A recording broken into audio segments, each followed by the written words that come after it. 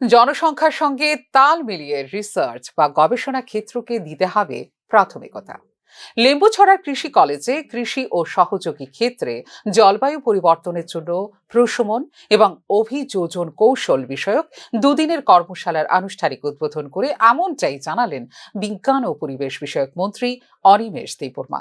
কর্মশালার আয়োজন করেছে বিজ্ঞান প্রযুক্তি ও পরিবেশ দপ্তরের ত্রিপুরা ক্লাইমেট চেঞ্জ সেল বা TCCC শাখা। খাদ্য উৎপাদনেও আমাদের যে এগিয়ে যেতে হবে, that is only possible through agriculture institutes. If these institutes they can work, they can do research, তারাই দেখিয়ে দেবে যে খাদ্য উৎপাদন কিভাবে বৃদ্ধি করা যায়। I heard that in China, আমাদের পার্শ্ববর্তী রাষ্ট্র চায়নায়, they are planning, I think you all will know much better than me, they have come with a variety যে প্রতি মাসে আপনি ধান কেটে ফেলতে পারেন, means in 12 months 12 times